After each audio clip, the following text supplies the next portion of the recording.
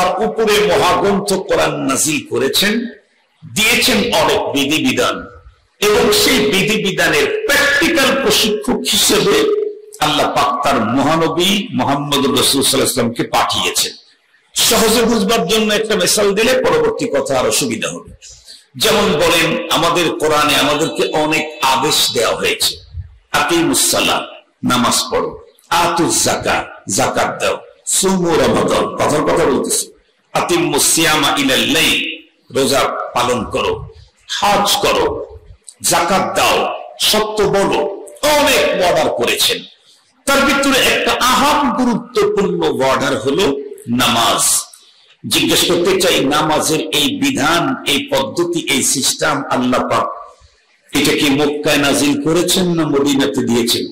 যাকাতের বিধান আয়াত হয় মক্কায় না হয় মদিনায়, রোজার বিধানের আয়াত হয় মক্কায় না হয় মদিনায়, কিন্তু নামাজের বিষয়টা এই হুকুম আল্লাহ পাক তার রাসূলকে মক্কা মদিনায় দেন নাই, তার রাসূলকে ডেকে নিয়ে তার আরশে দিয়েছেন। ঠিক না কথা? এটা সবার জানা কথা। তো আল্লাহ পাক তার হাবিবকে ডেকে নিয়ে আরশে নিয়ে যে অর্ডারটা দিলেন সেটা হলো আকিমিস সালাতা তারাফাইন নাহার ওয়া সুলাফাম মিনাল লাইল ইন্নাল হাসানাতি ইউযহিবনা সাইয়্যাত। অর্থাৎ নামাজের যে ইয়াগুলা আছে মূল আল্লাহ পাকের আরশ থেকে আল্লাহ পাকের রাসূলকে দেওয়া হয়েছে। 5 ওয়াক্ত সালাতের অর্ডার আল্লাহ পাক উম্মতের জন্য দিয়ে দিলেন নবীকে। নবীজি তো ভ্রমণ করেছেন রাত্রির বেলায়, নবীজির সাথে রাহবারি করেছেন জিবরাইল আমিন।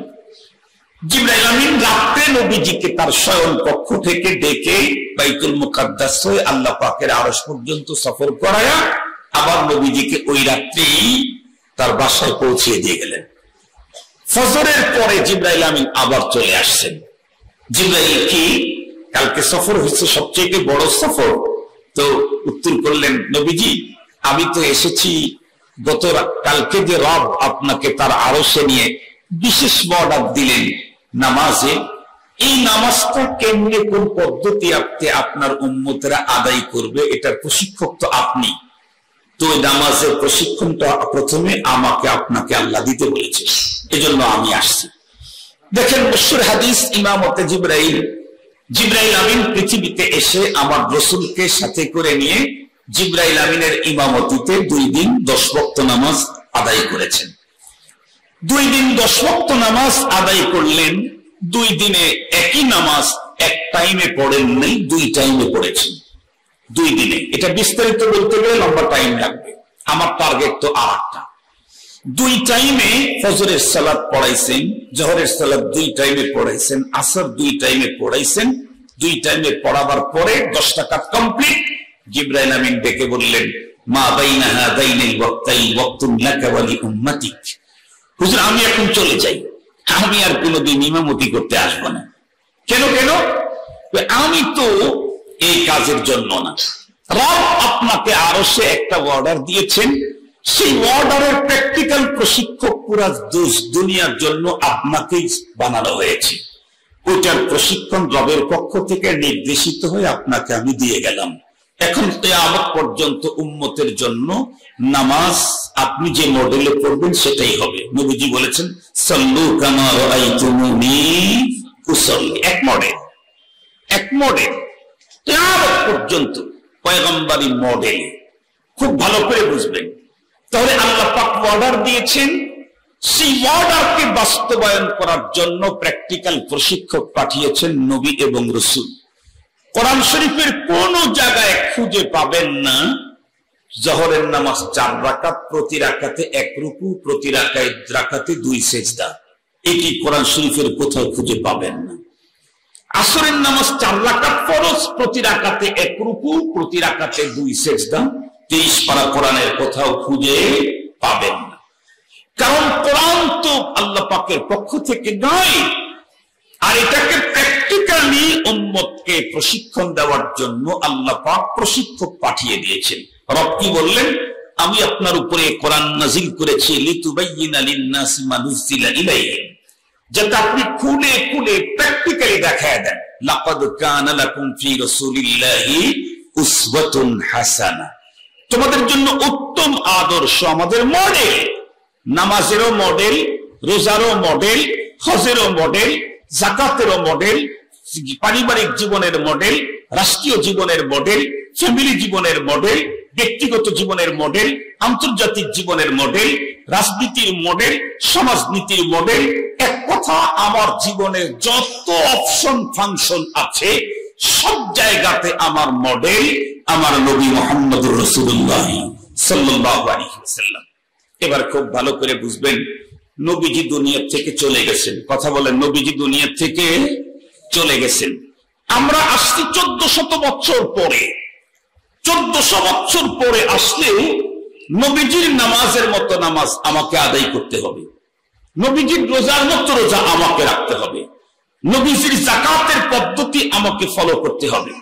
এমনকি এখন থেকে কয়েক হাজার বছর পরেও যদি কেউ আসে, তার জন্য সিস্টেম কিন্তু একটাই। আমাদের মডেলকে, কথা বলেন, আমাদের মডেলকে জনাবে মুহাম্মদুর রাসূলুল্লাহ সাল্লাল্লাহু আলাইহি ওয়াসাল্লাম। বড় মজার কথা, আমাদের নবীজির পূর্বে যে নবী ছিলেন ঈসা আলাইহিস সালাম, উনি এখনো বেঁচে আছেন। উনি এখনো, কথা বলেন না কেন, বা হায়াত, বেঁচে আছেন। দুনিয়াতে না আসমানে? আসমানে আছেন। মুহতারাম হাজিরিন, খুব ভালো করে বুঝবেন, সেই নবীজি দুনিয়া থেকে চলে যাওয়ার অল্প কিছুদিন পরেই তার দ্বীন, তার কিতাব সব এলোমেলো হয়ে গেল।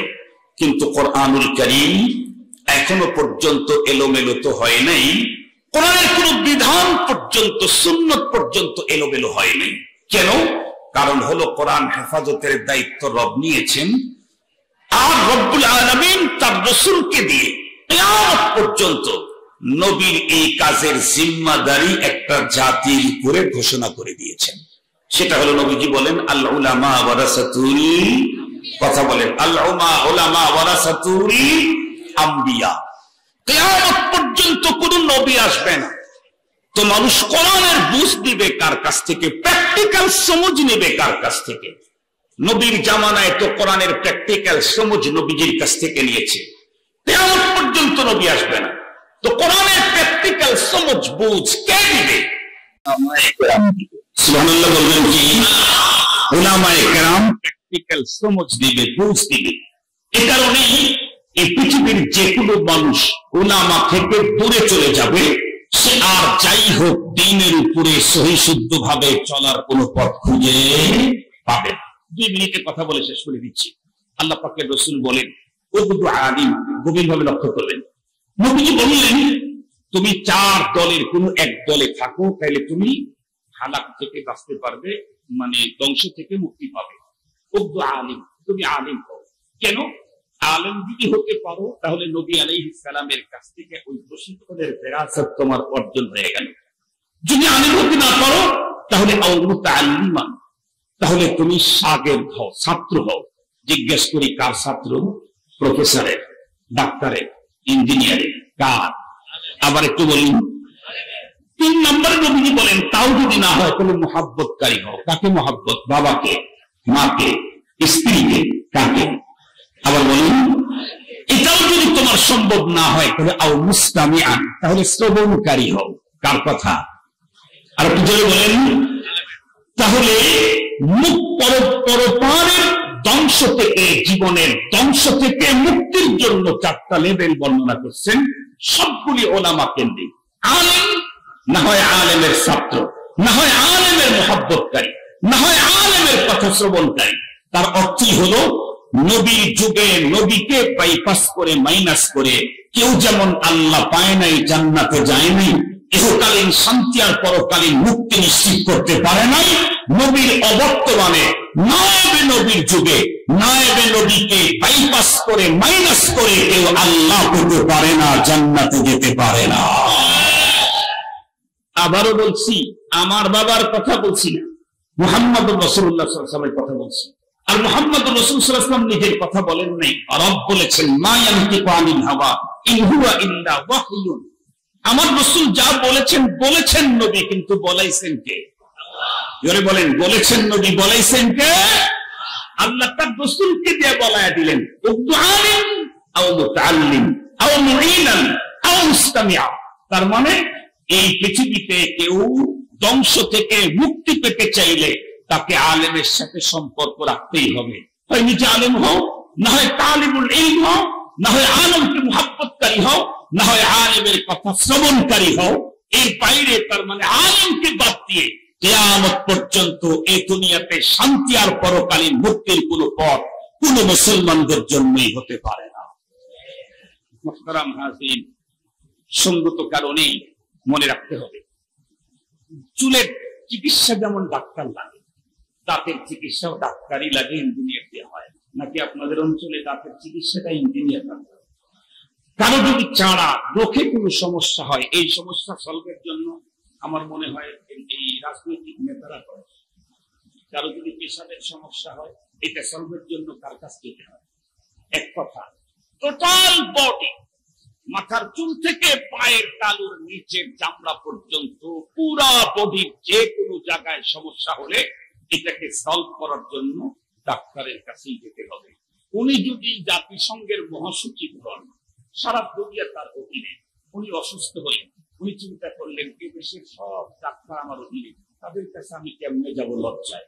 ডাক্তারের কাছে যেতে না চাইলে তাইলে হয়তো হিন্দু হলে চিপায় যেতে হবে, মুসলমান হলে কবর যেতে হবে। কথা বলেন না কেন? ডাক্তারের কাছে যদি যেতে না চান, সব আমার অধীনে, আমি তাদের কাছে যাই কেমনে ছোট হয়ে, তাহলে হিন্দু হলে কই যাওয়া লাগবো? চিতায় যাওয়া লাগবো। মুসলমান হলে কবরে যাওয়া লাগবে। জাতিসংঘের মহাসচিব যদি ডাক্তার না হন, তাহলে তাকে চিকিৎসার জন্য দাঁতের সমস্যা হলে ডেন্টিস্টের কাছেই যেতে হবে, হাতের সমস্যা হলে কার্ডিওলজিস্টের কাছেই যেতে হবে। ঠিক তদ্রূপ আপনি doctor, doctor, mister, minister, barrister, brigadier, lieutenant, colonel, general, জাতিসংঘের মহাসচিব, কিন্তু আপনি চান দিনের উপরে চলতে। স্পষ্ট ভাষায় বলতে চাই, কাজটা যদি ধর্মের হয়, আলেমকে দিয়াই করাইতে হবে। আলেম ছাড়া ধর্মের কাজ হতে পারে না। আপনি তাবলীগ বলবেন, আলেমই লাগবে। ইসলামী আন্দোলন বলবেন, আলেম লাগবে। আপনি খানকা বলবেন, আলেম লাগবে। আপনি মসজিদ চালাইবেন, আলেম লাগবে। আপনি কবরস্থানে গিয়ে জানাজার নামাজের কাজ করাইবেন, আলেম লাগবে। আপনি ঈদগাহ মাঠের খতিব প্রয়োজন, তো আলেম লাগবে। কথা একটা, কাজটা যদি ধর্মের হয়, তাহলে সেখানে নায়েবে নবী আলেম ছাড়া চলে না, চলতে পারে না, কোনদিন চলতে পারে না। এই কথাটা আল্লাহ আমাদের হৃদয়ের গভীরে অঙ্কিত করার তৌফিক দান করুক। ওয়া আখিরু দাওয়ানা আলহামদুলিল্লাহি রাব্বিল আলামিন। আসসালামু আলাইকুম।